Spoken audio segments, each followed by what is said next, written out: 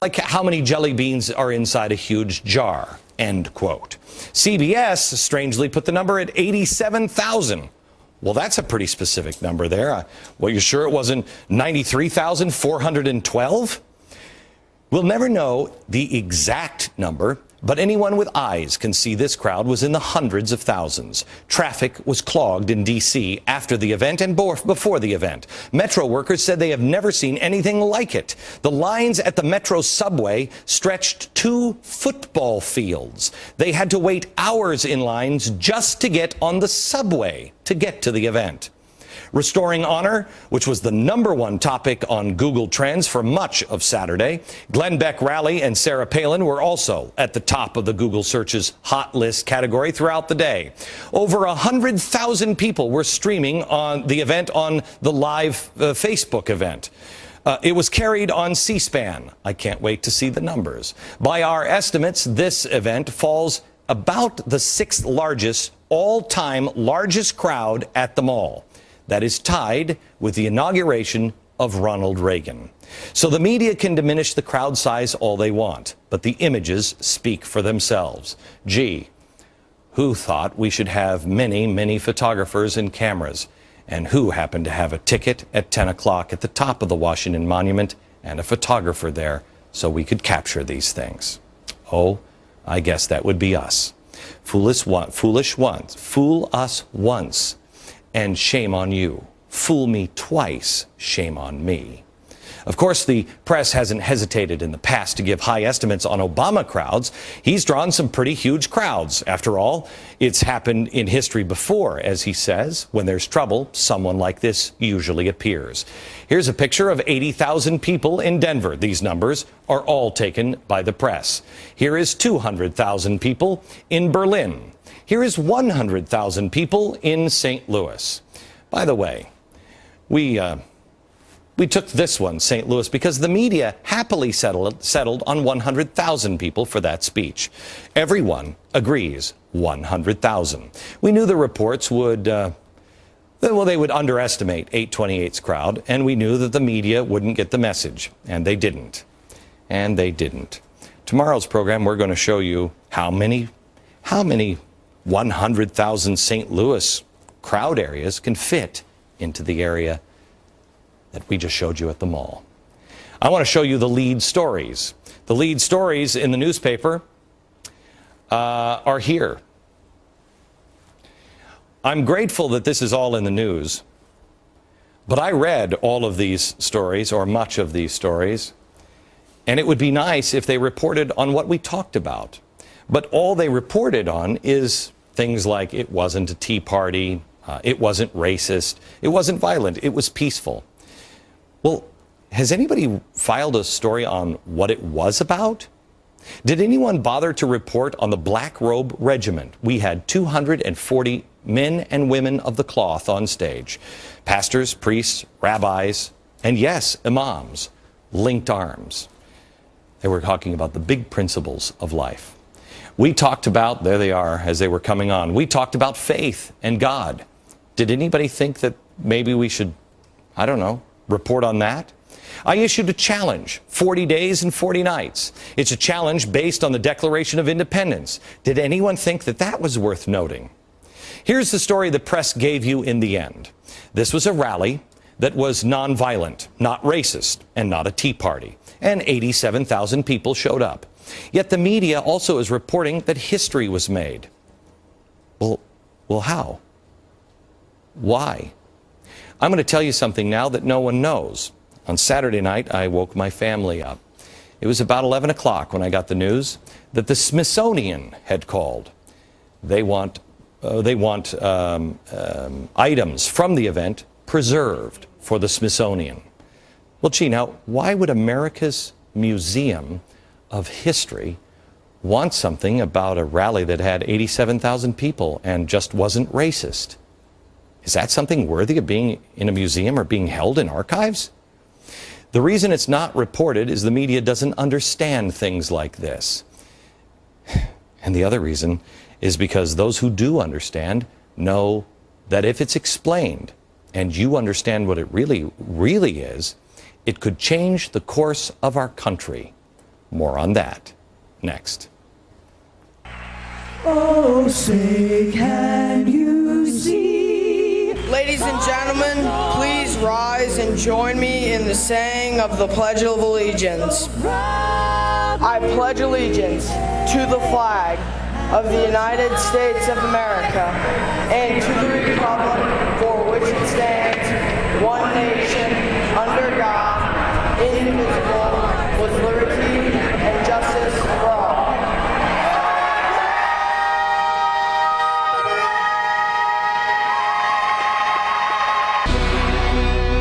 We had an amazing weekend in Washington, D.C. Hundreds of thousands of people on the Mall. The critics tried to diminish the event. The crowd estimates have been strikingly low for that. But the only thing the critics could be right about is when they say this event will change nothing. They could be right. It's really up to you. If you don't take the momentum carried from Saturday and go forward, nothing will change. That was the core of the message this weekend. It is up to you as an individual. You change the world. We honored 3 people with merit badges in 3 different categories, yet no one seemed to notice. Faith, hope, and charity. 3 amazing people who are living examples of what we all should strive for, and people we can teach our children about. They embody everything the day was all about. C.L. Jackson received a badge of merit for faith. This is a guy who risked his life to stand in the very spot with Martin Luther King. Later in life, he took a stand against many in his own political party and faith and lost almost all of his congregation. Albert Pujols, he received the merit badge for hope. Now here's a guy, despite all of his fame and fortune, puts God before everything else. This man hasn't changed with all of his success. He devotes his life to honoring God. He honors his wife. He honors his job. It shows with his tireless charity efforts and commitment to family. The merit badge for charity went to the most charitable person I know, John Huntsman Sr. John wasn't able to be there for the event because he was honoring family. His granddaughter was getting married. Receiving on his behalf was an amazing woman in her own right, a breast cancer survivor who wouldn't be alive today if it wasn't for the Huntsman Cancer Institute. Now, I'll tell you that one of the people on the stage that Saturday had organized a prayer breakfast for Obama during the election. She was an Obama organizer. Gee, isn't that interesting? Because it's almost like we said, faith, hope, and charity eclipses politics. It's about honor. Sarah Palin gave a moving speech that only a mother of a soldier could. She told stories of 3 amazing servicemen who joined us. Marcus Luttrell, the lone survivor. Eddie Wright, who lost both of his hands in battle and went back to work. And Tim Kirk, who's a prisoner at the Hanoi Hilton. You heard from Martin Luther King Jr.'s niece, Alveda King. She risked everything to be there. She has the gift of communicating in her blood. She eloquently expressed her profound desire for Americans to turn back to God. You also heard from another amazing man that America should know about, this guy, Dave Reaver. He's a man whose face was scarred beyond recognition during battle. He had a phosphorus grenade go off right here in his hand in Vietnam. Those burn at 5,000 degrees. Half the temperature of the sun. He thought his life was over. He told me backstage that he had screamed one day and put his face in the pillow to scream. He didn't want anybody to hear him scream, but when he lifted his face out of the pillow, he couldn't help himself. Everyone heard him scream because his face remained in the pillow. He thought his wife was going to leave him. He was alone, and he thought his life was over. She kissed him right here on the forehead, the only good place in his face, as he says it, and looked him in his good eye. And she said, "I'm not going anywhere." He dedicated his life to God. You can look at the scars, or you can see what's inside. These are people of honor. These are people of faith. We heard from them and told their stories, not just so our hearts would be warmed knowing that we have people like that in America. We heard from them so we would be motivated to strive to be better in our own lives, to see regular people and the things that they can accomplish when they set their mind to it, and then teach it to their children. These are pretty hard examples to live up to. I know I need my spouse. That's why I encouraged you on Saturday to unite with your spouse. Get on the same page with your spouse. But it's also why we had the new black robe regiment that also no one in the media is telling you. This, the crowd behind me, is 240 priests, pastors, and rabbis of all denominations. There were imams on the stage, standing together to preach one truth: individual liberty, and that your rights come from God. These people are going to come under attack. The very gates of hell are going to open up against people. Alvida's already seen it. So had several of the other people that were on stage. Amazing things are happening in America. But they don't continue to happen if you don't pick up the challenge. When we come back, I will tell you the thrust of my speech that wasn't printed in any newspaper, no matter what city it came from. It's the 40-day and 40-night challenge. It's an amendment to what I told you on this program about a month ago. That's next.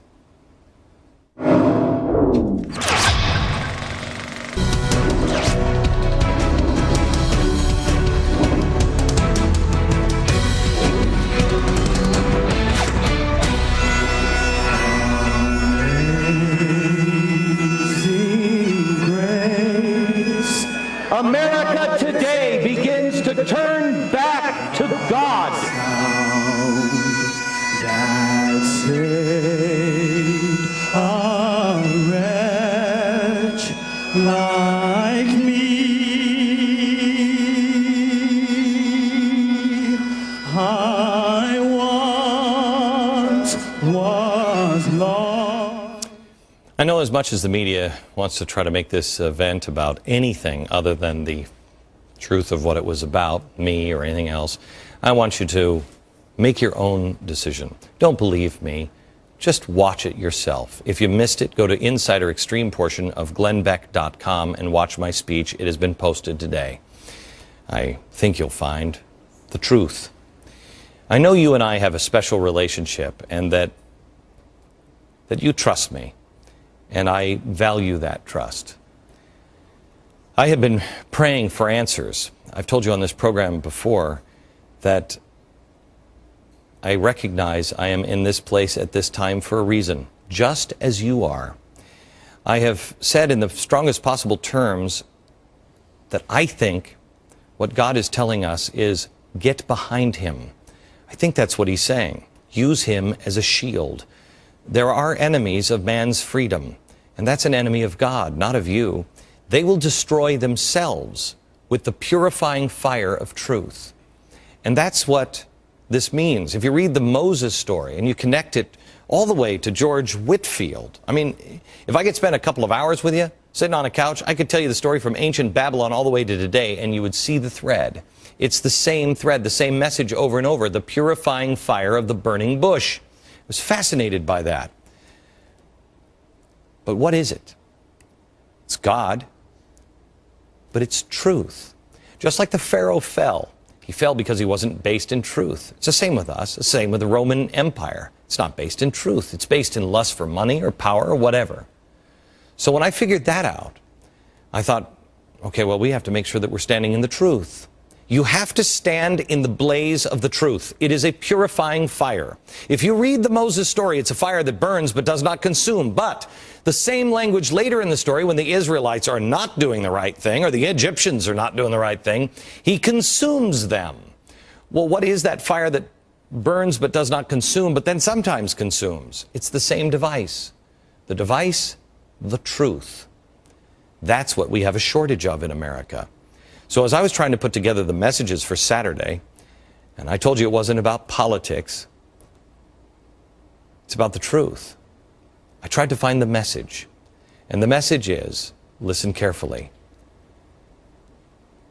I believe we're approaching a last call. All aboard God's train. Buckle up, because trouble is coming. Get behind the shield of God. That is the message.